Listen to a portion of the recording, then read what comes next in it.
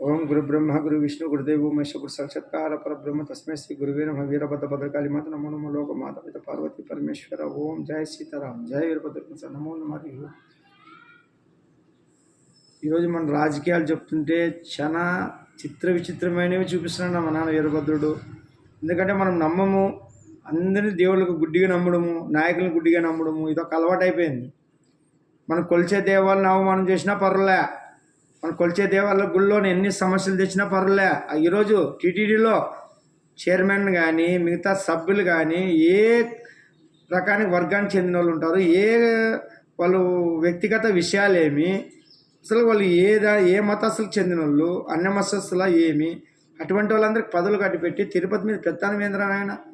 ఈరోజు అయోధ్య రామ మందిర్ ట్రస్ట్ ఎట్లా ఏర్పడిందో, కాశీ విశ్వాసం ట్రస్ట్ ఎట్లా ఏర్పడిందో, మధుర ట్రస్ట్ ఎట్లా ఏర్పడిందో, ఈరోజు నెక్స్ట్ టీటీడీ ట్రస్ట్ బోర్డు కూడా వస్తున్నాను. ఇది భగవంతుడు మన ఆయన ఎండోమెంట్ ద్వారా తీసే టైం దగ్గరకు వచ్చింది. మన ఆయన వచ్చి తీస్తాను, అంతవరకు ఇది సాధ్యం కాదు. మనము రాజ్యాంగాల సవరణ చేసేంతవరకు ఈ రాజకీయాలు బాగుపడు, మనిషి జీవితాలు బాగుపడు. ఎందుకంటే ఈ రాజ్యాంగంలో ఎక్కువ ఈ నాయకులు వాడుకునేది కులాలని మతాలని రెచ్చగొడుతూ, కులాలకు రిజర్వేషన్లు మతాలకు రిజర్వేషన్లు విచిత్రంగా తయారై మనుషుని కర్మ సిద్ధాంతం ప్రకారం భగవంతుడు కష్టపడి సాధించుకుంటా కర్తవ్యం మీట్ చేయండి, నేను దాన్ని సాకారం చేస్తానంటుంటే మనం ఏది అన్ని అదిమర్చి వాళ్ళకి డబ్బులు వీళ్ళకి డబ్బులు వీళ్ళకి ఇది డబ్బులు అభివృద్ధి చేసేకి మనకు ట్యాక్సులు కడతారు ప్రజలు.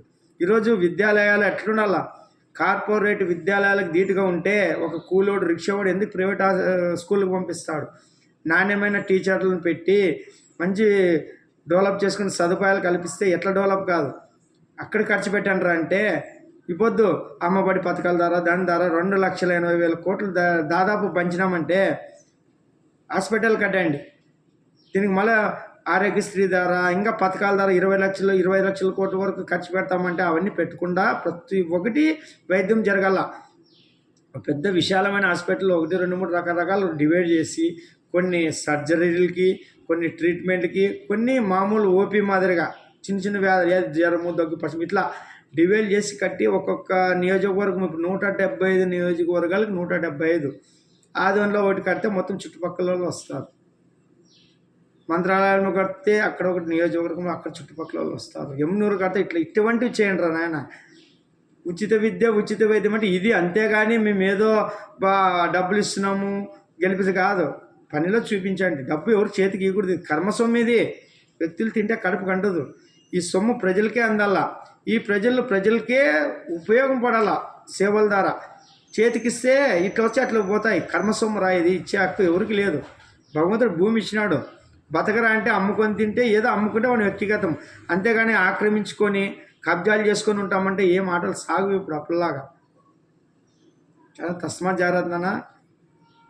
భూ కబ్జాలు కానీ, బినామీల పేరు మీద ఆస్తులు పెట్టుకున్న వాళ్ళు కానీ, ప్యాలెస్లు కట్టేవాళ్ళు కానీ, ఇంకా నేను ఈడే బతుకుతానని మాయలో పడి ఇంకా అడ్డదిడ్డంగా సంపాదించుకుంటా, అవినీతిలు సంపాదించుకుంటా 1,000 కోట్లు 100 కోట్లు లక్షల కోట్లు సంపాదిస్తే పోయేటప్పుడు ఏమన్నా మనిషితో మొలతాడు కూడా రాదు. వెనక ఇవి వస్తావు, వెనక కార్లు ఏమైనా తీసుకుపోతావు, బిల్డింగ్లు ఏమైనా తీసుకుపోతావు, ఒకవేళ హెలికాప్టర్లు కొంటావు, విమానాలు కొంటావు, మొత్తం కొంటానని భ్రమలో పోయి ఇది చాలదు అన్నట్లు ఎక్కడో ఇప్పుడు మనకు తెలంగాణలో వాళ్ళు ఎక్కడెక్కడో పెట్టుబడులు పెట్టొచ్చారా, ఎక్కడ పెట్టినా మన ఆయన దగ్గర ఉంటారు. అవి ఎక్కడ తిరిగి మన దగ్గర రావాల్సిందే. అవి బ్రిటిష్ వాళ్ళు అప్పుడు ఎత్తుకొని పోయారు లండన్, తెలుసు కదా. ఓడల ద్వారా ఎన్ని ఎత్తుకుపోయారు, రైలు ద్వారా ఎన్ని, వాళ్ళు మన అవసరం కోసం కట్టుకొని వేసుకున్నారు కానీ మన మీద ప్రేమతో కాదు. మనకు సిగ్గు రావాలా. మళ్ళీ వాళ్ళ పేర్లు చెప్తారు, వాళ్ళు కట్టించింది వీళ్ళు కట్టింది. వాళ్ళ ఇంట్లో తెచ్చి కట్టారేమరా? బ్రిటిష్ వాడు కట్టేస్తే వాళ్ళ ఇంట్లో ఏమైనా తెచ్చి కట్టారు డబ్బులతో, మన డబ్బులతోనా, మన వస్తువులతోనా, మన భూమి మీద మన మట్టితోనా, మన నీళ్ళతో కడితే అది గొప్పలు చెప్తారు. నిజాం అది కట్టించాడు ఇది కట్టించాడు. నిజాం మనం తినింది అంత తెలుసారా? లక్షల కోట్లు తిని ఏదో 100,000 కోట్లు పట్టింది గొప్పలు చెప్తాం. ఇదిరా మన బతుకులు. అందుకే ఊడిగం చేసింది మనము. మనలో ఆ విశ్వాసాన్ని క్యాచ్ చేసుకొని మనలో మనకి మోసాలు చేసుకుని వీనికి పెట్టి వానికి పెట్టి నీకు అదిస్తే మీ దేశం ప్రలోభ పెట్టి మనలో మన కుళ్ళు కుతంత్రాలు పెట్టి మనలో ఐకమత్యాన్ని చెడగొట్టి కులాల వారీగా, ప్రాంతాల వారీగా, మతాల వారీగా విభజించి పాలించినారు వాళ్ళు బ్రిటిష్ వాళ్ళు. వీళ్ళ ఐకమత్యంగా ఉండే మన పప్పుల ఆటలు సాగువని అన్ని గందరగోళాలు చేసినారు. వాళ్ళ కులమలు వీళ్ళకి చెప్పేది, వీళ్ళ మీద వాళ్ళకి చెప్పేది, ఆ రాజుల మీద ఈ రాజులకు చెప్పేది, ఇదే కదా సాగింది. ఇప్పుడు మనల్ని ఇప్పుడు ఈ పని చేస్తున్నారు. ఇప్పుడు స్వతంత్రం తెచ్చుకున్నా కూడా మనకు ఆ దరిద్రం తెగవలదు. ఇప్పుడు ఉండేవాళ్ళు సామాజిక న్యాయము, అరే కులాలకి సీట్లు ఇస్తే, కులాలకి పదవులు ఇస్తే కులాల ప్రతిపాదికన ఏమైనా అభివృద్ధి జరుగుతుందా? మొత్తం డెవలప్ అంటే ఒక స్టేట్ ఆంధ్రప్రదేశ్ ఉంటుంది. బీసీ వాళ్ళకి ఇస్తే బీసీ వాళ్ళనే చూసుకుంటాడు ఆయన. మొత్తం అందరు కలిపి ఎమ్మెల్యే ఎంపీ అయినా కూడా ముఖ్యమంత్రి అయినా ఉంటాడు కదా. డెవలప్ చేయండి. పదవులు ఇచ్చిన దాంట్లోన అందరు ప్రజలకు సమానంగా అనుకూలం ఇచ్చేది ఏముండదు. సపరేట్ ఎందుకు ఇవన్నీ? ఆ చైర్మన్ ఈ చైర్మన్ అనుకుంటా ప్రజలకు అవసరమైంది విద్య, వైద్యము, ఆరోగ్యము, మౌలిక వసతులు. విద్య ద్వారా మనం చాలా డబ్బులు పోగొట్టుకుంటున్నాం. ఒక పిల్లల్ని చదివేయాలంటే ఎంత ఖర్చు అవుతుంది ఒక మధ్యతరగతులకు తెలుసు. అదే నాణ్యమైన విద్య ఇస్తే వాళ్ళే గవర్నమెంట్ స్కూల్లో వచ్చేస్తారు. అదే వైద్యము, ఇప్పుడు మనం ఎవరన్నా ఎక్కడైనా గవర్నమెంట్ హాస్పిటల్కి పోతాం, ఏమన్నా చూస్తున్నారు అక్కడ మనకు తెల్దా? మంచి ప్రాణం కంటే డబ్బు ఎక్కువ లేదని పోయి ప్రైవేట్కి పోయి చూసుకొని వందలు వేలు పోగొట్టుకొని లక్షలు పోగొట్టుకుంటున్నావు. అదే నువ్వు అలా డెవలప్ చేస్తే అక్కడ పోయి డబ్బులు మిగిలించుకుంటాడు. చాలా ఇంకా మనిషి రెండిట్లో నష్టపోతున్నాడు. విద్యలో డబ్బులు ఎక్కువ ఖర్చు పెడుతున్నాడు, వైద్యంలో ఎక్కువ ఖర్చు పెడుతున్నాడు. ఈ రెండు డబ్బులు మిగిలిస్తే వాడికి నువ్వేమి ఇచ్చే అవసరం లే. ఇంకా మౌలిక వసతులు నీ బాధ్యత. అది రోడ్లు బాగు చేయడము, ఇంతకుముందు ఉన్న ప్రాజెక్టులను కాపాడుకోవడము, దాన్ని మెయింటెనెన్స్ చేయడము. ఇంకా నీకు చేత అయితే కొత్తది ప్రాజెక్ట్ ఇప్పుడు ఉండదు. కేంద్ర ప్రభుత్వం బీజేపీ 10 ఏళ్ళ నుంచి వచ్చి ఏం చేసింది నాన్న? వందే మాతరం రైలు తెచ్చింది, జిఎస్టీ తెచ్చింది ప్రజలు భారం వేసడానికి. అప్పట్లో ఔరంగజేబు జిజియా పన్ను అని వేసాను మనం చెప్పుకున్నాము. ఈరోజు ఈ పన్నుకి ఏం పేరు పెడదాం? ఈ పన్నుకి ఏం పేరు పెడదాం? పారిశ్రామికవేత్తలకు రుణమాఫీ చేయడం ఏమి? ఆ డబ్బుల్ని మనము సబ్సిడీలు పోగొట్టుకున్నాం. ఇప్పుడు పెట్రోల్ మీద, గ్యాసుల మీద పెట్టుకొని వీళ్ళకి దుడిచి పెడుతున్నాం. ఎన్నో బ్యాంకులు అన్నీ విలీనం అయిపోయినాయి. ఈరోజు ఆర్థిక వ్యవస్థని ఇప్పుడు డబల్ అప్పుల పాలైంది. మనం ఒక ప్రాజెక్ట్ కట్టినామా? మన కేంద్ర ప్రభుత్వం వచ్చి 10 ఏళ్ళలోన ఒక ప్రాజెక్ట్ కట్టినామని ఏదైనా పేరు ఉందా? మోడీ ప్రభుత్వంలో పోలవరం అవకాశం ఉండే కదా, మనం కట్టాల్సి ఉంటుంది. ఈ రాష్ట్ర ప్రభుత్వం పక్కబెట్టి మీరు కూర్చోండిరా, మీరు చేత కాదు మేము కట్టి మా పేరు శిరసాస్కం చేసుకుంటాము. నేను ఆ రోజు తిరుమలేశన్ సన్నిధిలో మాట ఇచ్చినాను. మోడీ గారు అది చెప్పాలి కదా మాట. తను ప్రధాన అభ్యర్థికున్నప్పుడు ఇంకా ఎలక్షన్లు మొదలు కాకున్నప్పుడు ఇక్కడ ఢిల్లీ లాంటి రాజధానిని ఇస్తాము, పోలవరం ఏర్పాటు చేస్తాము, ప్రత్యేక హోదా ఇస్తాము. చంద్రబాబు వీటికి ఏమన్నా తెలుసా? 10 ఏళ్ళు ఏం కాదు సార్, 10 ఏళ్ళు ఇస్తే మేము పరిశ్రమలు తెచ్చుకునే టైం పడుతుంది, మళ్ళీ దాన్ని డెవలప్ చేసే టైం అవుతుంది, అంతలోపు టైం అయిపోతే వేస్ట్ అవుతుంది, మళ్ళీ ఆర్థికంగా వెనకబడిపోతామంటే 15 ఏళ్ళు ఇస్తామంటే ఆలోచిస్తామని చెప్పిన వాళ్ళు. ఢిల్లీ లాంటి రాజధాని ఇస్తామనే వాళ్ళు, పోలవరం కడతామనే వాళ్ళు, ప్రత్యేక రైల్వే జోన్ తెస్తామనే వాళ్ళు, అన్ని విధాలుగా ఆదుకుంటాము. కాంగ్రెస్ మిమ్మల్ని మోసం చేసింది, మేము దాన్ని సరిదిద్దుతాము, మీరు మీకు చేస్తాం, డెవలప్ చేస్తామని చెప్పి ఆ రోజు తిరుపతిలో మాట్లాడితే ఈరోజు మన ఆంధ్రప్రదేశ్ బీజేపీ కార్యకర్తలు ఏం చెప్తారు? చంద్రబాబు మీద నెపం పెడతారు, జగన్ మీద నెపం పెడతారు. ఇచ్చేవాళ్ళు ఉంటాయి కదా. చంద్రబాబు అడిగితే ఏం చెప్పినారు?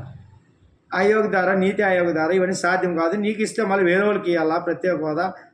సరే ఏదో ఒకసారి ప్యాకేజ్ అని ఇవ్వండి, ఎన్ని లక్షల కోట్లు ఇస్తే మేము కట్టుకుంటామంటే దాన్ని కూడా మళ్ళీ నువ్వు తాకట్టు పెట్టినావు హోదానని. ఈయన జగన్ రెడ్డి కృష్ణా గురించి అప్పుడు వాటా గురించి అప్పుడు ఈయన ఇది ఏది దొరికితే అది ఈయన ప్రతి ఒక్కటి మీటింగ్లు పెట్టడము, విమర్శించడం, ప్రజల్లో నెగిటివ్ ఆలోచనలు పోయితాడు చేయడము. ఈరోజు బయట వచ్చి మాట్లాడలేదు. ఆయన గురించి ఎవరైనా మాట్లాడితే కేసులు, ఆయన గురించి ఎవరైనా వ్యక్తిగతంగా మాట్లాడే ధైర్యము దమ్ము ఉందా? ఎవరైనా ఉందా? అట్లా తయారైపోయింది. చంద్రబాబు ప్రశ్నిస్తే ఆయన పరిస్థితి ఏమో చూసినాం కదా. అంటే మీ ఇంత పెద్ద లేచిన నాయకునికి 45 ఏళ్ళ రాజకీయ చరిత్ర ఉండే ఆయనకి, 14 ఏళ్ళ ముఖ్యమంత్రికి, ఒక పెద్ద పార్టీ జాతీయ పార్టీ టైప్లో ఉండే టీడీపీకి అంత క్యాడర్ ఉండే పార్టీ నాయకుడికి రక్ష లేనప్పుడు మామూలుడి ఆడ మాట్లాడగలడు. ఇక జనసేన అంటావా, వాళ్ళు మాట్లాడే మాటలకి ఎక్కిరించుకుంటా చేసుకుంటా, వాళ్ళు ఏమన్నా ప్రజల డబ్బులతో ఏమన్నా ఆధారపడినారో? వాళ్ళు సంపాదించుకోవాలి. మా సినిమా కొంచెం అది కొంచెం అంటే పార్ట్ టైం మళ్ళీ అంతే. మళ్ళీ అప్పట్లో కూడా రాజకీయాలు అట్లే జరిగింది. మళ్ళీ వాళ్ళు సొంత పనులు చేసుకుంటూ ఒక టైం కేటాయించుకొని రాజకీయాలు చేసినారు అప్పుడు నాయకులు. కరెక్ట్ చేసినాడు ఇది పవన్ కళ్యాణ్. దాంట్లో తప్పేముంది? వాళ్ళకి మనలక్క పెద్దలు అడ్డదిడ్డంగా సంపాదించిన ఆస్తులు కానీ లక్షల కోట్ల ఆదాయాలు లేవు కదా నాయన. నడిపించే పార్టీని అందరూ బ్లాక్మెయిల్ చేసుకునేది జీవితం కాదు కదా. ఉండిన డబ్బు కూడా దారిపోసినాడు. వాళ్ళ పిల్లలు ఫిక్స్డ్ డిపాజిట్ కూడా దారిపోసినాడు. గట్టిగా చెప్పినోడు, వాస్తవాలు చెప్పినోడు పిచ్చోని కింద లెక్కేస్తారు ఈ సమాజం. ఈ జనాలు అర్థం చేసుకునే స్థితిలో లేరు. అందుకే ఆలోచించి మాట్లాడన్నా. ఇవన్నీ వీరభద్ర యుగంలో మీరు ఎన్ని మాట్లాడినా మీకే ఎదురుకొడతాడు. మళ్ళీ ఆ రోజు మద్యముంది గురించి మాట్లాడతారు. ఈయన ఉండవల్లి అరుణ్ కుమార్ మన ఎంపీ, ఇప్పుడు కూడా మన జీతము పింఛన్ మాదిరి తీసుకుంటుంటాడు.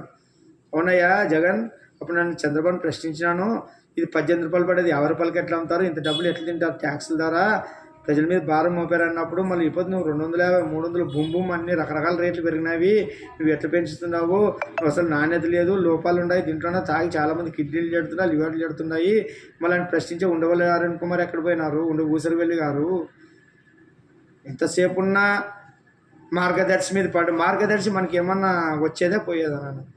ఆ కస్టమర్లకు లేని బాధ మనకెందుకు చెప్పు? ఆ కస్టమర్లు వాళ్ళు బాగున్నారు, మధ్యలో మనకి ఏది దొరక ఆడవైపు పుల్లు గుచ్చడము. ఎవడో బినామీ రెడ్డి అప్పట్లోన రాజకీయ నాయకులందరూ జమ చేసి ఇచ్చిండ్రంట డబ్బులు ఆయనకి, నీతో పెట్టుకుంటే మాతో అంటే లెక్కలు అడుగుతారని. ఆయన తీసుకుని ఈయన దాంట్లో పెట్టుబడులు పెట్టినాడంట. మళ్ళీ ఆయన దురదృష్టమో ఈయన అదృష్టమో, ఎవడో తినేసామో మళ్ళీ ఈయనకి వచ్చింది అనుకో, వచ్చినా కూడా ఆయన దుర్నియం చేయలేక రామోజీ ఫిలిం సిటీ ఇచ్చినాడు, ఎంతోమంది వేల మందికి ఉద్యోగాలు కల్పించినాడు. మళ్ళీ అంతే కదా నాన్న, ఇప్పుడు ప్రజల సొమ్ము పాలైంది కదా, ఆయన కూడా ఏమి ఇంట్లో పెట్టుకోలేదు కదా. ఆలోచించాలి మనం, ఎవరితో కేసులు పెట్టాలో ఎవరితో కూడా లేదు. ఇప్పుడు లక్షల కోట్లు దోసుకున్న వాళ్ళు ఎక్కడెక్కడ పోతున్నారు, ఎక్కడ పెట్టినారు? వ్యక్తిగతంగా ఏ రోజన్నా ప్రజలకు ఉపయోగపడలు ఏమైనా ఉండే వ్యక్తిగతంగా ఇంతవరకు? ఇప్పుడు ఎన్టీఆర్ ట్రస్ట్ ద్వారా ఎన్నో పుట్టినరోజుకి అవి పంచేది, కొంతమంది పేదలు సేవ చేస్తారు. ఒక్కటైనా మన రాజశేఖర రెడ్డి గారి కుటుంబం నుంచి ఒక్కటైనా ఏదైనా ట్రస్ట్ ఏర్పాటు చేసి ఏదైనా పంచినారు? ఇన్నేళ్ళే ఏ రోజన్నా ప్రజల కోసం ఏమన్నా వ్యక్తిగతంగా? ఎంతసేపున ప్రజలకు డబ్బులు ఇస్తున్నాం నేనే ఇస్తున్నాను, ఇది రాజన్న రాజ్యం అంటే పంచిపెట్టేది కాదు నన్ను. అప్పులు చేసి ప్రజలకు ఉపాధి అవకాశాలు కల్పించే పరిశ్రమలు స్థాపించి వాళ్ళ కాళ్ళ మీద వాళ్ళే బతుకుతారు, వాళ్ళ జీవితాలు వాళ్ళే దిద్దుకుంటారు, వాళ్ళ అమ్మని వాడే సాకుంటాడు, వాళ్ళ పిల్లల్ని వాడే చదివించుకుంటాడు, వాడి ఇల్లు వాడే కట్టుకుంటాడు. గవర్నమెంట్ ద్వారా ఏదైనా అంతే ఇల్లు కట్టే సబ్సిడీ ఏదైనా ఇట్లా నీకు ఇన్ని సెట్లు కట్టుకుంటే ఇంత ఇస్తాము, నువ్వు కట్టుకో అనే ధైర్యమే చాలు. ఇవి చాలు ప్రజలకి. అంతేగాని ఆటో వాళ్ళకింత వాళ్ళకింత వీళ్ళకింత పంచుకుంటా నువ్వు అన్ని ఓట్లకి నీ మైండ్ సెట్ ఏమో అర్థం కాదా?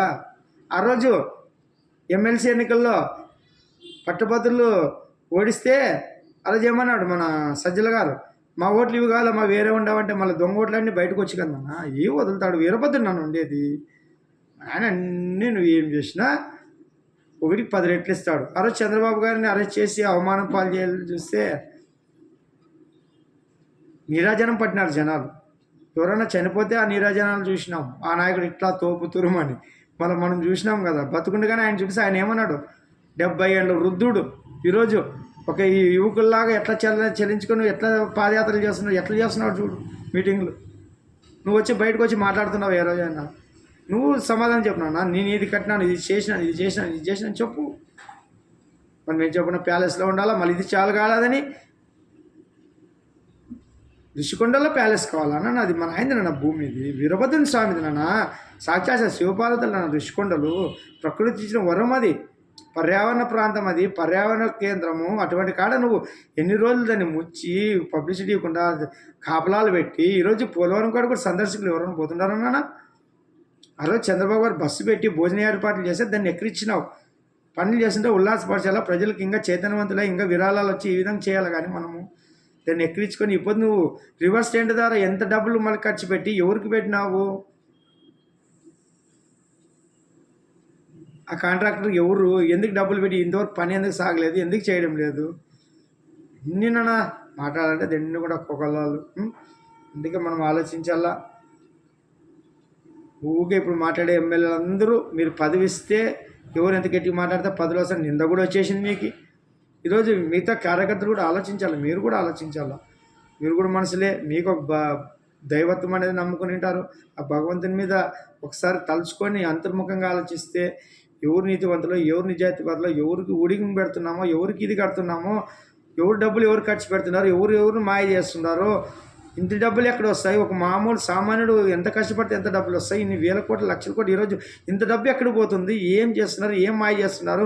2 మాటలు చెప్తే పడిపోయి చప్పట్లు కొట్టే మన జనాల మధ్య మాయలో ఉండే మీరు చదువుకున్న వాళ్ళు జ్ఞానవంతులు ఉంటారు కొంతమంది పార్టీల్లోన, వాళ్ళు వ్యక్తిగత ప్రయోజనాల కోసం కొంతమంది చేసేదాన్ని మీరు బలవుతున్నారు. దేవుని పట్టుకుంటే వెలుగుతాము, అధర్మాన్ని పట్టుకుంటే నలిగిపోతామని తెలుసుకోకుండా దుర్యోధను పట్టుకున్న వాళ్ళు ఎట్లా నలిగిపోతారు కౌరులు, ధర్మాన్ని పట్టుకున్న పాండవులు ఎట్లా వెలుగుతారు, అధర్మాన్ని పట్టుకున్న రావణాసుని పట్టుకున్న రాక్షసులు ఎట్లా నలిగిపోతారు, ధర్మాన్ని పట్టుకున్న వానరులు ఎట్లా వెలిగినారు. చరిత్రలో సాక్ష్యం అన్న మనకి ఇవన్నీ. యుగాలు గడిచినా ఇవి మన జీవితాల్లో తిరుగుతూనే ఉంటాయి. రామాయణము మహాభారతం జరుగుతుండవు కాబట్టి అవే జరిగేది ఇప్పుడు అంతా మన జీవితాలు. అట్లా మన ధర్మాన్ని తెలుసుకుని వెళ్ళగల కానీ మళ్ళీ దానికే రాముణ్ణి రాముని పట్టుకొని రాదేశం అంటే రావణ్ని పట్టుకునే వాళ్ళు ఇప్పుడు కూడా ఉంటారు. దుర్యోధన పట్టుకోవద్దు అంటే దుర్యోధనుడే కరెక్ట్ అని పట్టుకునే వాళ్ళు ఉంటారు. ఇదే నాన్న జరిగేది, అంతా ఇదే. ఇదంతా జగన్నాటకము. ఆ వీరభద్రమాయ, ఇది సీతారామరాజ్యం. శ్రీ వీరభద్రమాయ. జయ వీరభద్ర కోసం లోకమాత పార్వతీ పరమేశ్వర ఓం నమః శివాయ.